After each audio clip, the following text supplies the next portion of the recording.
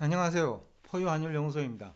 이번 시간에는 국제 유가가 100달러를 돌파할 시에는 우리 자산시장 참여자들은 어떻게 대응해야 되느냐라는 주제를 가지고 나왔습니다. 지금까지 이제 유가가 상승하는 국면에서는 특히 정유회사 등 관련 기업은 수혜 기업이었죠. 그래서 원래 연초에 주가가 많이 빠졌음에도 불구하고 에너지 관련 주식들은 뭐 그렇게 빠지지 않거나 오히려 올랐거든요. 그게 이제 유가가 상승하는 국면에서 이제 수혜 기업이 대표적으로 정유회사인데, 그런데 또 그 이면에는 또 가게 입장이나 기업 입장에서는 부담이 되는 기업도 있고, 가게는 뭐 거의 대부분이 이제 부담이 되지요. 그렇기 때문에 자산시장 전반에 걸쳐서 유가가 100달러를 돌파하면 부정적인 영향이 나타날 가능성이 높아요. 뭐 산유국은 좀 상대적으로 덜하겠지만은 특히 석유 수입 비중이 높은 국가, 앞 시간에도 얘기했습니다만은 한국의 경우 지난 1월달 무역수지 적자가 48억 달러 정도거든요. 그럼 지난해 1월과 대비해 가지고는 이 유가 상승 때문에 무역수지 적자가 크게 증가했다고 해도 과언이 아니거든요. 그러니까 이제 결국은 무역수지가 적자라는 얘기는 우리나라 기업들이 무역을 통해서 이익을 못 보고 있다라는 얘기가 동일한 얘기이기 때문에, 물론 일부 기업은 예외겠지만은 다수의 기업은 무역을 통해서 적자를 보고 있다는 거죠. 그러니까 상장기업에 부정적인 영향을 주는데 여러 가지 형태다. 첫째는 이제 경제 성장률을 구할 때 국내 소비 플러스 해외 소비와 그 다음에 투자인데, 해외 소비가 결국은 이제 수출이거든요. 그런데 이제 해외 쪽은 순수출을 가지고 성장률을 산출하기 때문에 순수출이 이제 마이너스가 되는 거죠. 그러니까 경제 성장률 둔화로 나타난다. 그러면 기업 매출액 증가율 감소죠. 이것이 물론은 이제 일부 기업은 해야겠지만은, 그런데 그보다 더한 것은 영업 실적 악화입니다. 여기서도 이제 순매출액인데 영업 실적 악화로 이제 또 이어지거든요. 이 경우에는 또 한계 기업이 증가하죠.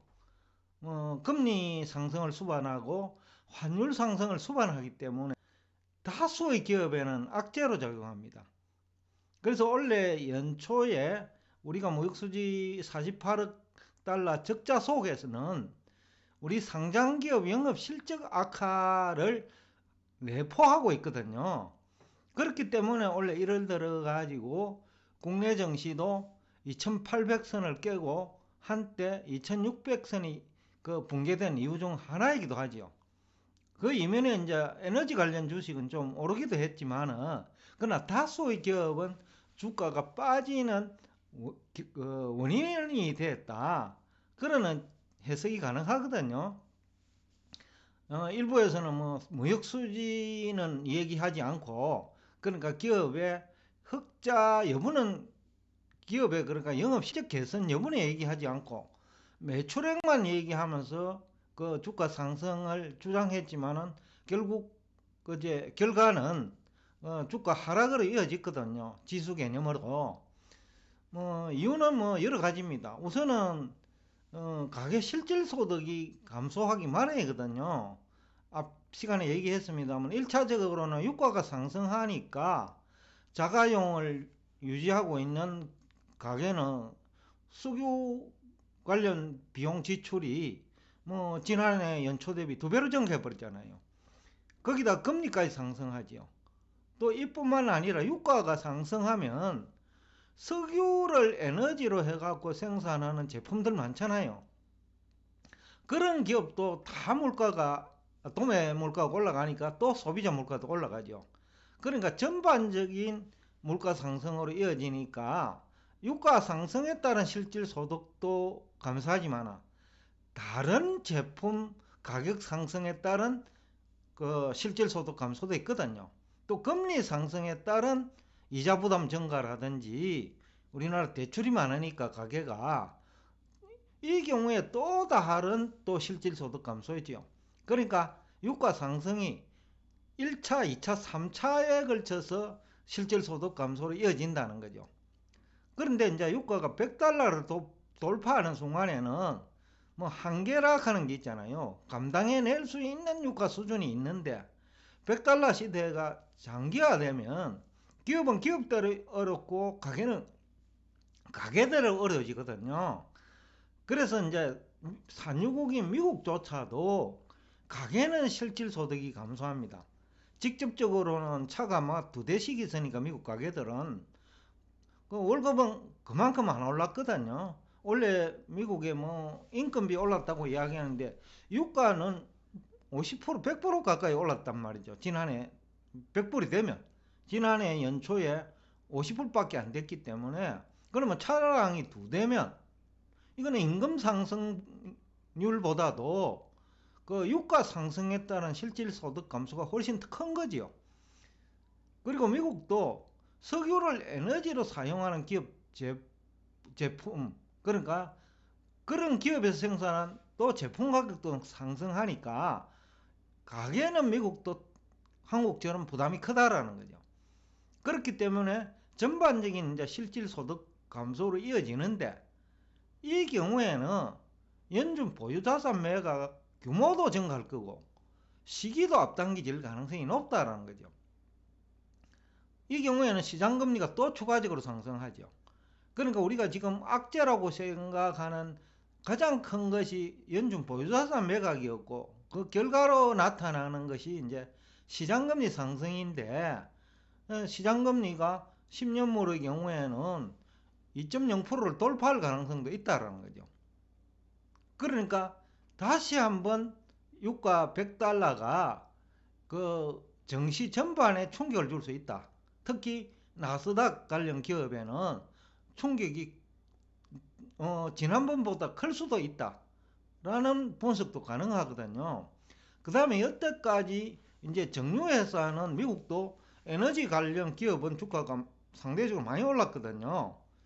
그러니까 이제 정유회사도 이제는 위험 관리를 해야 된다. 그러니까 에너지 가격 상승 수혜 기업도 이제는 위험 관리를 해야 된다. 이유는 우선은 소비 수요가 감소했지요. 왜냐하면 가계 실질 소득이 감소하고 시장 금리가 올라가니까. 그 다음에 생산량이 또 증가할 가능성이 크지요. 그러면 이제 100달러를 장기간 유지할 수 없다라는 겁니다. 배럴당 100달러를. 그러면 에너지 관련 기업도 재고 자산에서 평가 손실이 이제 발생합니다. 그러니까 100달러에 구입한 재고가 있을 텐데 그러면 90달러가 되거나 80달러가 되어버리면 이제는 재고 자산에 평가 손실이 발생하는 거죠. 이 경우에는 이제 에너지 관련 기업도 그러니까 그 악재가 돼버리죠. 유가 100달러는. 그렇기 때문에 지금 국제 유가 100달러 돌파는 자산시장을 주식시장으로만 얘기했는데 금리가 상승하고 실질 소득이 감소하면 또 부동산 시장도 얼어붙게 돼 있어요. 그건 미국도 예외가 아니라는 거죠. 뭐 다른 나라도 마찬가지고. 그러니까 부동산 시장도 얼어붙게 돼 있다. 그러면 부동산 관련 기업도 많잖아요. 뭐 건설업이 대표적이죠. 그 다음에 뭐 건설 관련 기업도 많이 있으니까 뭐 원자재, 건설 기자재 그 기업도 이제는 또 악재를 만난 거죠. 뿐만 아니라 또 그 가전제품은 아파트 시장이 잘 돼야 가전제품 소비가 증가해요. 자동차도 마찬가지죠. 그래서 이 유가 100달러는 상당한 의미를 가진다 라는 측면에서 오늘 제가 이 주제를 가지고 나왔는데 이것은 이제 중국 경제에도 인도 경제에도 그러니까 우리나라 수출 국가죠. 그쪽에 또 어려움이 닥치면 우리의 수출 실적도 나빠질 수 있지만은 마진율은 더욱더 낮아지죠. 그러니까 상장기업 영업 실적 악화가 한 국가에 국한되는 것이 아니고 전 세계적으로 확산된다는 거죠. 그러면 PR이 높아지지요. 영업 실적이 수반되지 않으면. 그러면 주가는 가격이 내리도 거품 논쟁에 휘말릴 수 있는 거죠. 그래서 오늘 제가 이 주제가 상당한 의미를 가지고 있다 싶어서 조금 가지고 있다가 이 자료를 아마 오늘 이 자료를 공개합니다. 왜냐하면 유가가 이제 90달러를 넘었으니까 이제 얼마 안 남았거든요. 미리 대비는 해야 되겠다, 여러분들이.